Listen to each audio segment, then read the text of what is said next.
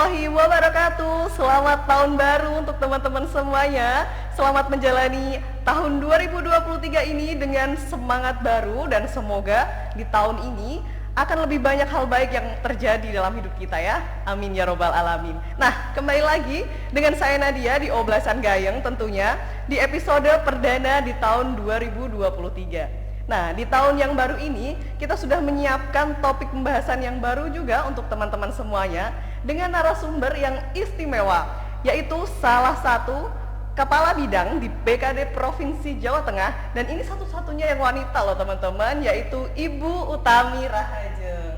Nah, for your information ya teman-teman semuanya, Ibu Utami ini sudah termasuk yang senior di Pemprov Jateng.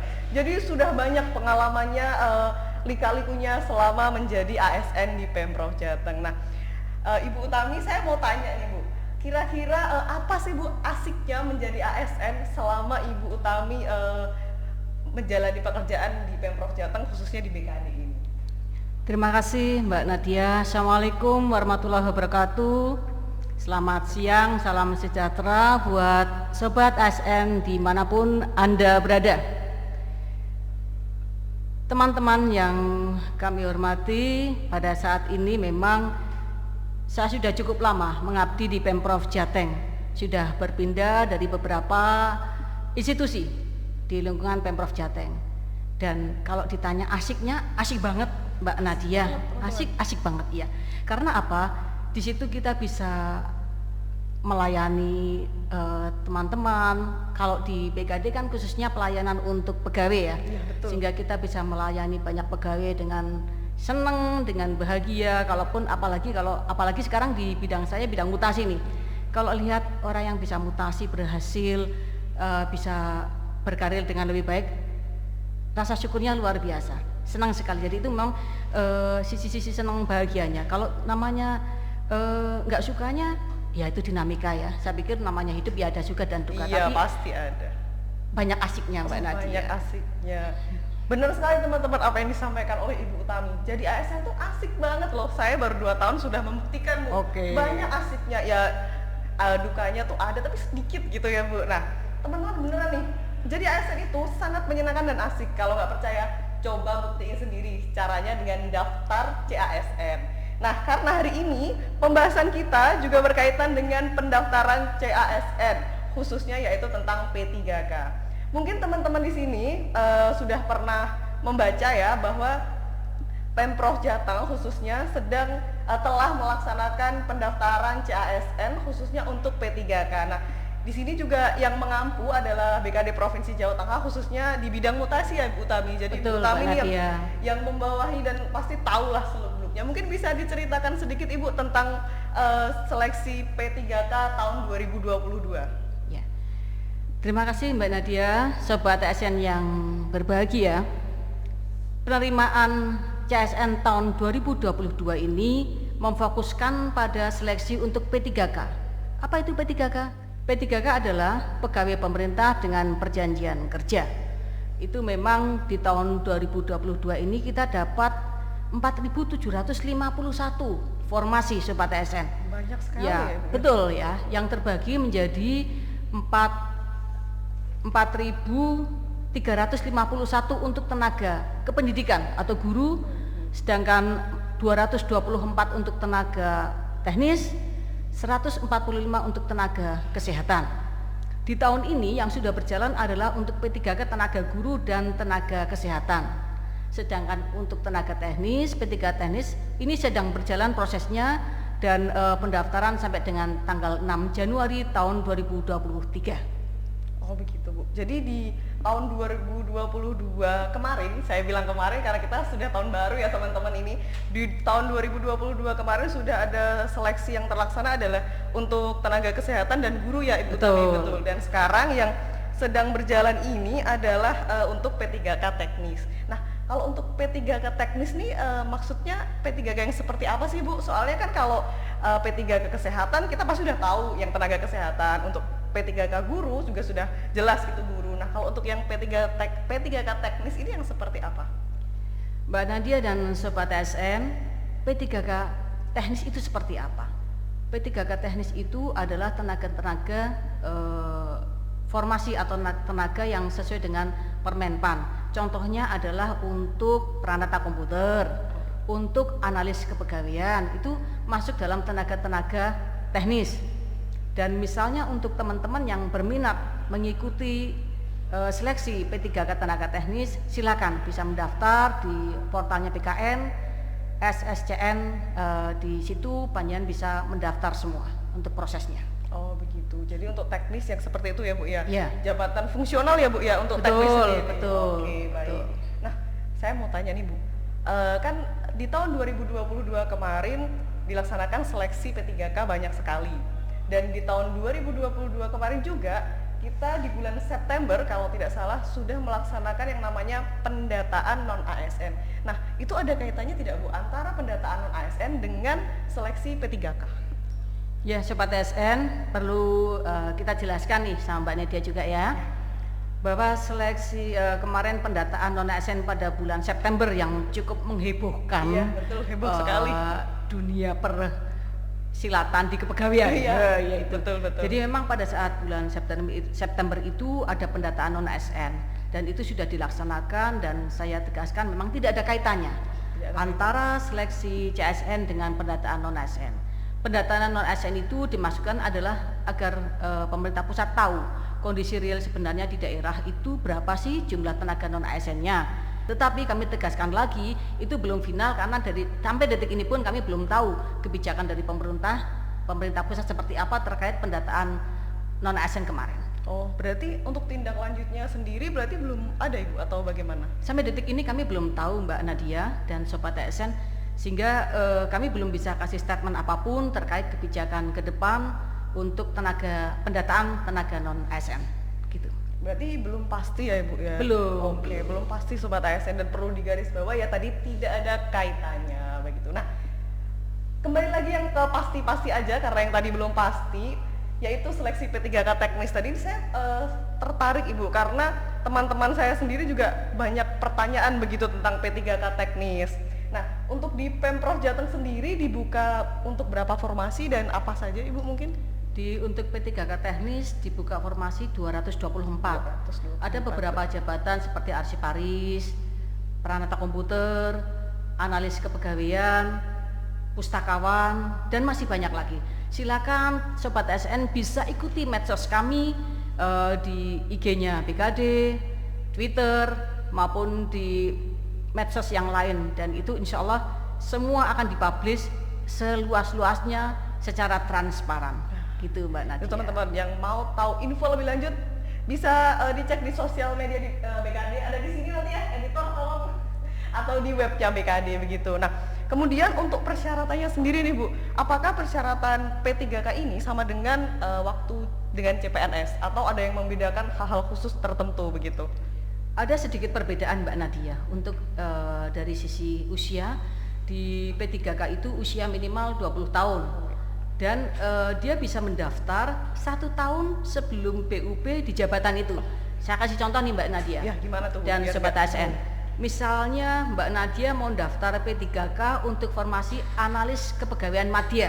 Ya. Nah, analis kepegawaian madya itu posisinya BUP-nya atau batas usia pensiun ya Sobat ASN yang belum mengetahui apa itu BUP, di usia 60 tahun.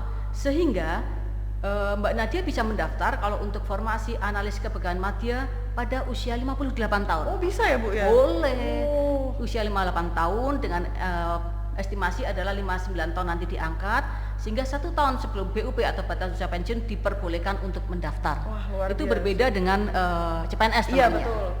Kalau CPNS kalau tidak salah 35 ya. 35 betul. Tahun udah maksimal, sedangkan kalau untuk P3K teman-teman menariknya 58 tahun masih bisa untuk ikut P3K. Jadi meskipun hanya 1 tahun pengabdian itu tetap terhitung. Begitu ya Bu ya? Betul, Mbak Luar Nadia. biasa.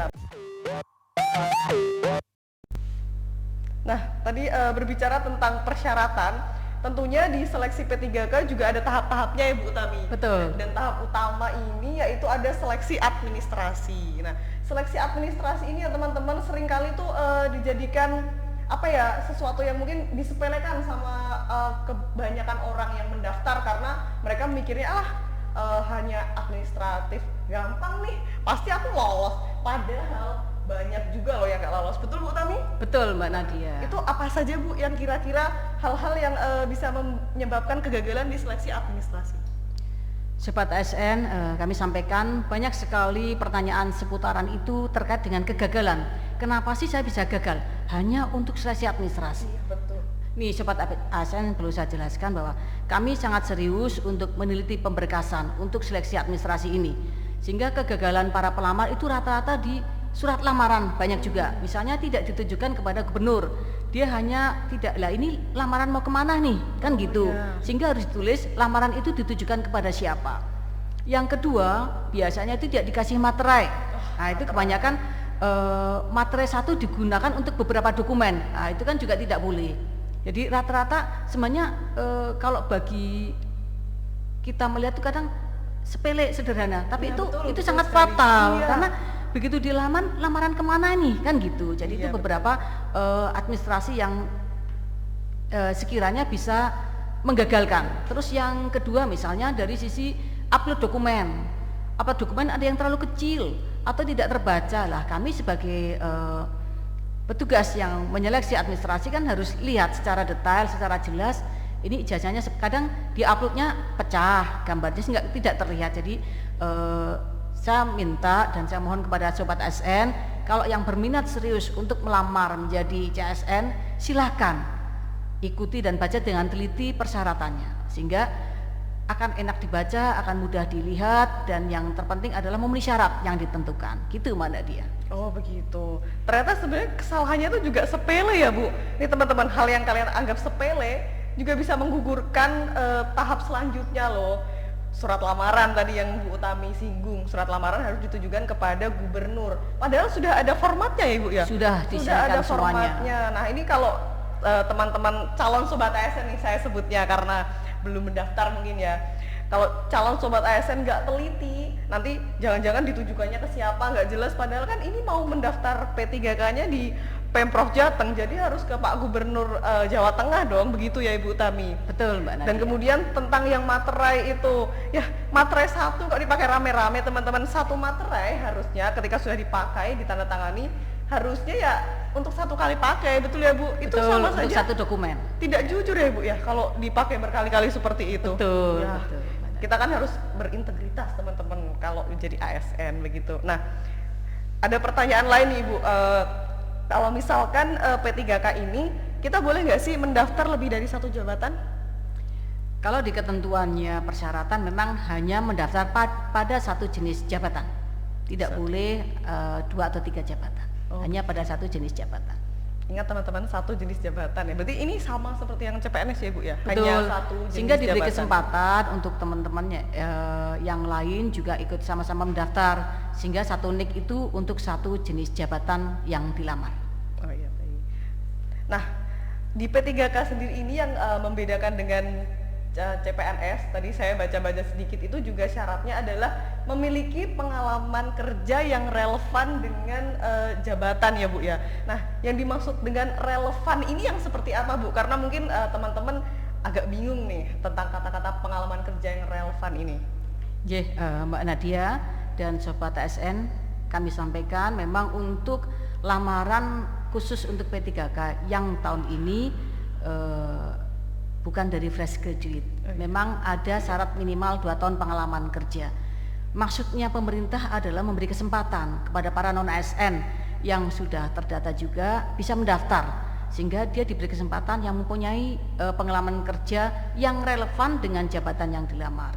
Pengertian relevan dengan jabatan yang dilamar adalah, contohnya begini Mbak Nadia, misalnya Mbak Nadia nih kepengen lamar P3K untuk formasi arsiparis. Ya. Di salah satu perusahaan ini Mbak Nadia juga menjadi seorang arsiparis juga. Jadi boleh di suatu perusahaan swasta ataupun di pemerintah yang urian tugas dan jabatannya sama dan relevan dengan arsiparis, dipersilakan untuk melamar pada jabatan arsiparis. Seperti itu, Mbak Nadia. Begitu. Nah, untuk penghitungan 2 tahun sendiri Bu, ini tuh harus berturut-turut, misalkan minimal kamu harus 2 tahun tidak pernah putus, atau bisa kumulatif seperti itu Bu? Bisa kumulatif, bisa kumulatif sehingga posisi di mana nanti di riwayatnya bisa disampaikan di situ, ditulis di situ. Oh begitu. Jadi misalkan pindah-pindah di satu tempat ke tempat lain, meskipun itu tetap beda tempat tapi tetap relevan, itu tetap dihitung ya Bu ya? Tetap dihitung. Oke. Mempermudah sekali, jadi kita nggak harus 2 tahun begitu ya? Betul. Nah kemudian untuk kualifikasi pendidikannya sendiri Bu, kualifikasi pendidikan ini harus sesuai dengan jabatan yang disyaratkan. Tapi ketika kualifikasi pendidikannya ini sesuai, tapi pengalaman kerja ternyata nggak relevan, itu bisa nggak Bu kira-kira? Nggak boleh. Jadi tujuannya adalah biar mereka, karena P3K adalah seorang fungsional dan seorang ahli. Harapan kita begitu mereka masuk ya langsung tune in dengan pekerjaan-pekerjaan yang ada, sehingga memang tidak diperbolehkan kalau tidak relevan antara pendidikan, urian tugas dan jabatan yang dilamar. Kalau sebaliknya juga nggak boleh ya Bu, misal pengalaman kerjanya relevan nih, tapi kualifikasi pendidikannya nggak sama, juga nggak bisa Bu? Nggak bisa. Oh nggak bisa ya teman-teman, jadi sudah paten begitu, kualifikasi pendidikannya sesuai, juga pengalaman kerjanya harus relevan. Baik Bu, saya mau tanya, kalau misalkan dulunya ada kasus begini, seseorang sudah pernah mendaftar CPNS atau P3K mungkin, tapi kemudian mengundurkan diri. Nah, dia mau daftar lagi P3K ini Bu, bisa tidak?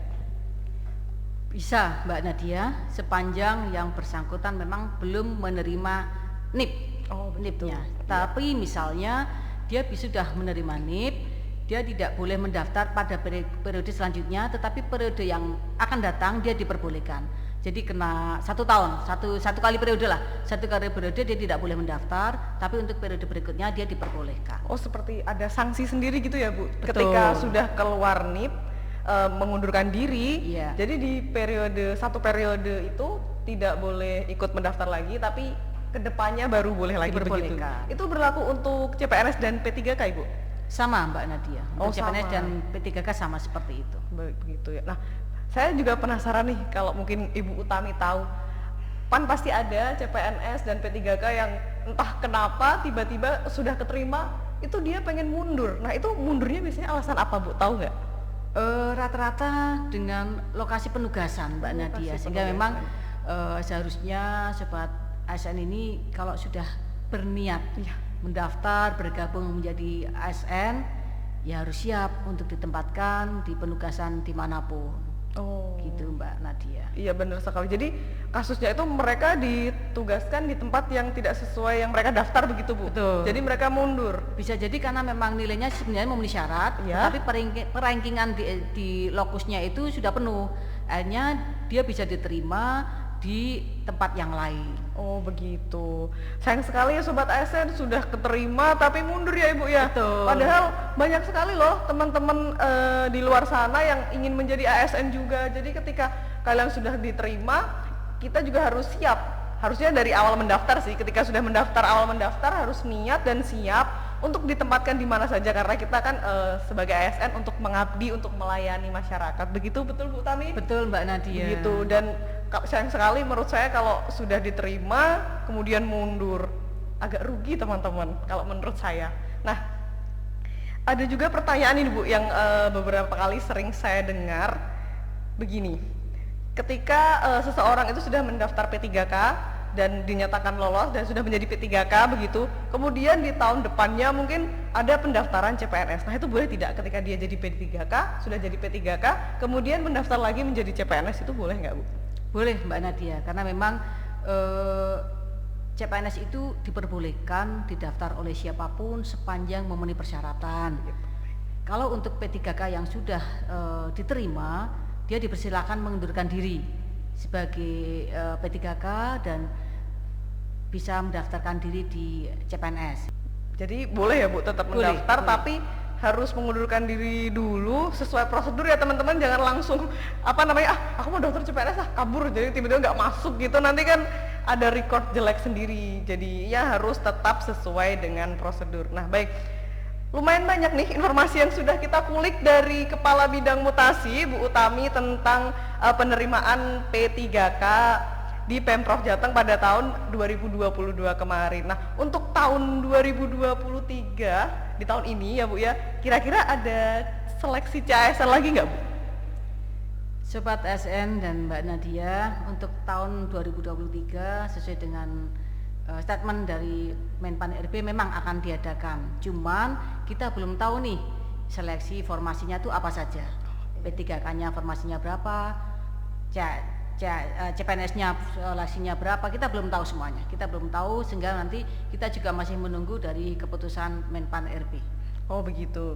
Jadi kemungkinan ada ya teman-teman, tapi untuk informasi detailnya teman-teman tentu saja harus menunggu dulu, pantengin terus sosmednya BKD.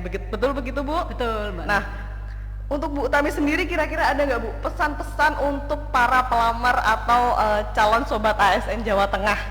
Dan apa juga harapan Bu Utami terhadap pelaksanaan seleksi P3K atau CASN ke depannya?